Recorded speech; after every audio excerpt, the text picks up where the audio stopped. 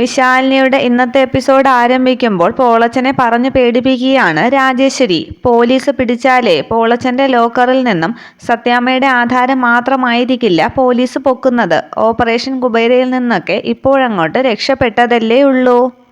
അന്നേരം ആകെ പേടിച്ച് കല്യാണപ്പന്തലിലേക്ക് ചെല്ലുകയാണ് പോളച്ചൻ. തുടർന്ന് തിരുമേനി രാജീവിന് താലിയെടുത്ത് കൊടുക്കുമ്പോൾ അത് ശാരികയുടെ കഴുത്തിലേക്ക് വയ്ക്കാൻ തുടങ്ങുമ്പോഴേക്കും നിർത്ത് എന്ന് പറഞ്ഞ് അവിടേക്ക് എത്തുകയാണ് പോളച്ചൻ. തുടർന്ന് വേദിയിലേക്ക് ഓടിക്കയറിയ പോളച്ചൻ പറയുകയാണ്, ചടങ്ങുകളെല്ലാം നിർത്തിവെക്കണം. നിങ്ങൾ എന്തായി പറയുന്നതെന്ന് ശാലിനി ചോദിക്കുമ്പോൾ പോളച്ചൻ പറയുകയാണ്, എൻ്റെ കയ്യിൽ നിന്ന് വാങ്ങിയ 30 പവൻ സ്വർണവും 10 ലക്ഷം രൂപയും എനിക്കിപ്പോൾ തന്നെ തിരിച്ചു കിട്ടണം. എന്നിട്ട് മതി കല്യാണവും മംഗല്യവും എല്ലാം. അത് കേട്ട് ആകെ പരിഭ്രമിക്കുകയാണ് ശാരികയും ശാലിനിയും ശാരദാമ്മയും ഒക്കെ.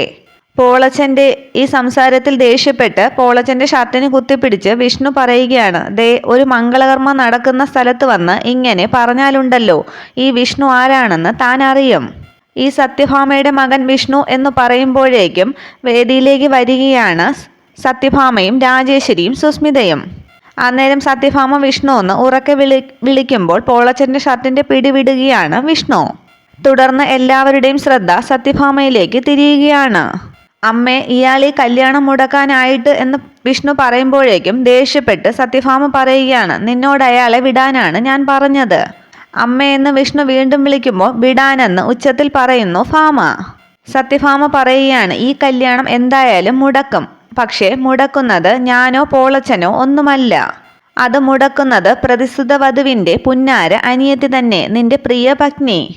അത് ശാലിനി എന്ന് സത്യഭാമ പറയുമ്പോൾ ആകെ അന്തം വിടുകയാണ് എല്ലാവരും. ഞാനോ എന്ന് ശാലിനി ചോദിക്കുമ്പോൾ സത്യഭാമ പറയുകയാണ്, അതെ നീ തന്നെ. മോഷണം മുതൽ കൊണ്ട് ചേച്ചിയുടെ പള്ളിക്കെട്ട് നടത്താമെന്ന് നീ അങ്ങ് കരുതി അല്ലേടി? ഇത് കേട്ട് അയ്യോ എന്ന് വയ്ക്കുകയാണ് വിജയലക്ഷ്മിയും കൃഷ്ണൻകുട്ടിയും ഒക്കെ. മോഷണ മുതലോ എന്ന് ഒന്നും അറിയാത്തതായി ശാലിനി ചോദിക്കുമ്പോൾ നിനക്കൊന്നും അറിയില്ല അല്ലേടി എന്ന് ഭാമ ചോദിക്കുന്നു. വീണ്ടും ഭാമ ചോദിക്കുകയാണ്, അപ്പോൾ പിന്നെ എൻ്റെ വീടിൻ്റെ ആധാരം എങ്ങനെയാടി പോളച്ചൻ്റെ വീടിൻ്റെ ലോക്കറിനുള്ളിലായത്? എടി, ചോദിച്ചിരുന്നെങ്കിൽ ഞാൻ തന്നെ എടുത്തു തരുമായിരുന്നു. വീടിൻ്റെ ആധാരമല്ല, 30 പവന് പകരം 300 പവൻ. എന്തിനു വേണ്ടിയാണെങ്കിലും എൻ്റെ മരുമകൾ മറ്റുള്ളവരുടെ മുൻപിൽ കൈനീട്ടുന്നത് എനിക്ക് കുറച്ചിൽ തന്നെയാടി. അതിനു പകരം എൻ്റെ വീടിൻ്റെ അലമാരയിൽ നിന്നും എൻ്റെ വീടിൻ്റെ ആധാരം മോഷ്ടിച്ച് പണയം വെക്കാനുള്ള നിന്റെ മിടുക്കുണ്ടല്ലോ, അത് ഞാൻ സമ്മതിക്കുന്നു. അതിനാണ് നിനക്കൊരു കുതിരപ്പവൻ സമ്മാനമായിട്ട് തരേണ്ടത്. പക്ഷേ സത്യഭാമയുടെ സംസാരമൊക്കെ കേട്ട് ഒന്നും മനസ്സിലാകാതെ അന്തം വിട്ട് നിൽക്കുകയാണ് ശാലിനി. പിന്നീട് സത്യഭാമ ശാരദാമ്മയോട് ചോദിക്കുകയാണ്, അല്ല, സത്യത്തിനും നീതിക്കുമൊക്കെ മറ്റൊരു പേരുണ്ടെങ്കിൽ അത് കുടുംബശ്രീ ശാരദയാണെന്നല്ലേ പറയുന്നത്? എന്നിട്ട് നിങ്ങളും നിങ്ങളുടെ മക്കളുമൊക്കെ ചേർന്ന് ചെയ്യുന്നതെല്ലാം കള്ളവും ചതിയും വഞ്ചനയും മാത്രം. അത് കേട്ട് അല്ലെന്ന് പറഞ്ഞ് കരയുകയാണ് ശാരദാമ്മ. വീണ്ടും ഭാമ ചോദിക്കുകയാണ്, ശാരദാമ്മേ, ഇതെവിടത്തെ നീതിയാണ്? എനിക്ക് മനസ്സിലാകുന്നില്ലല്ലോ.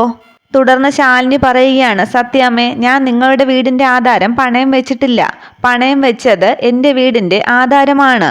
അത് കേട്ട് രാജേശ്വരി ചോദിക്കുകയാണ്, ഈ വീടിന് എവിടെ നടി ആധാരം? അതിരിക്കുന്നത് എൻ്റെ വീടിൻ്റെ അലമാരയിലല്ലേ? അന്നേരം ദേഷ്യപ്പെട്ട് ശാലിനി ചോദിക്കുകയാണ്, അത് നിങ്ങൾ പറഞ്ഞാൽ മതിയോ? ഈ വീടിൻ്റെ ആധാരം എൻ്റെ അച്ഛൻ്റെ പേരിലാണ്, ഗോപാലകൃഷ്ണൻ്റെ. നോമിനി അദ്ദേഹത്തിൻ്റെ ഭാര്യ, അതായത് എൻ്റെ അമ്മ ശാരദ.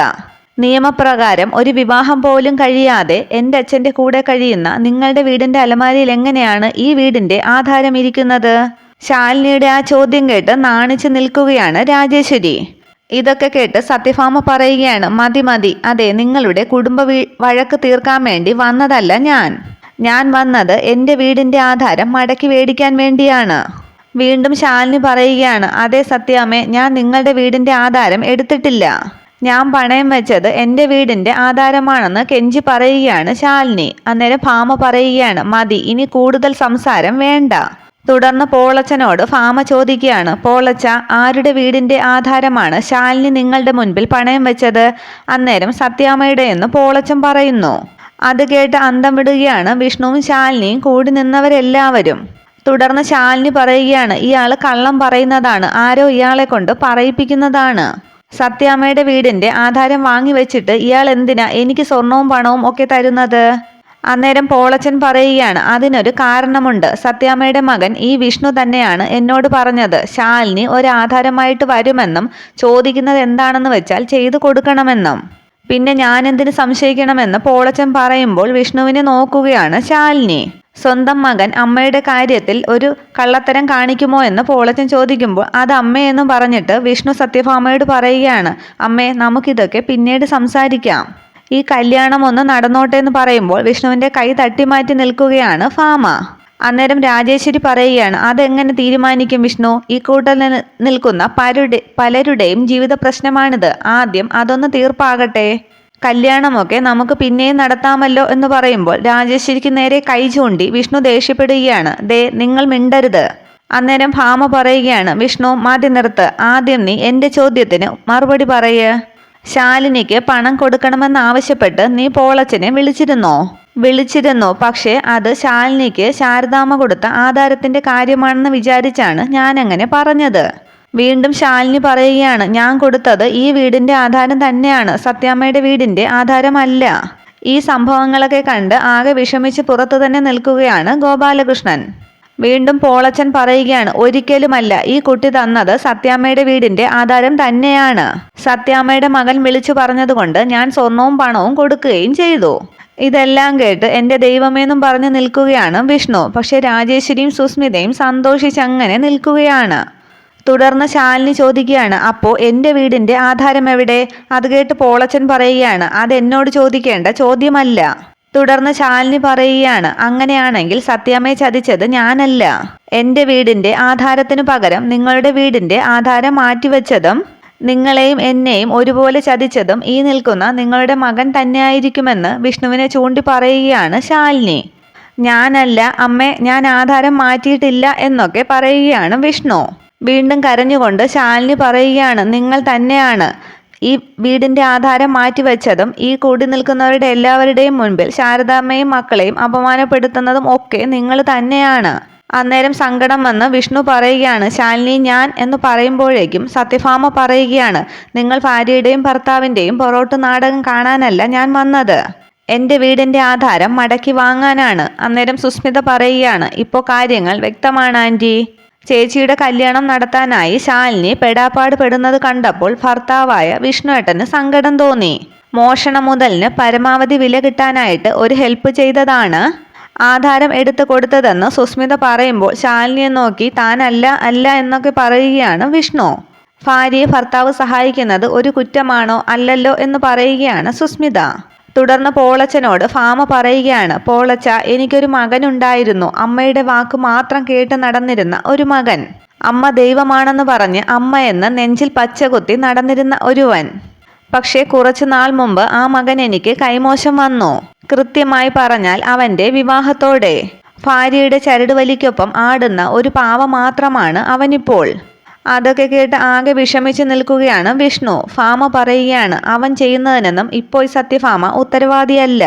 അതിനുശേഷം ശാലിനിയെ ചൂണ്ടി പറയുകയാണ്, എല്ലാത്തിനും കാരണം ഇവൾ ഒറ്റ ഒരുത്തിയാണ്. ആദ്യം എൻ്റെ മകനെ തട്ടിയെടുത്തു, ഇപ്പോൾ എൻ്റെ വീടിൻ്റെ അടിക്കല്ലും ഇളക്കി എൻ്റെ കുടുംബം നശിപ്പിക്കാനായിട്ട്.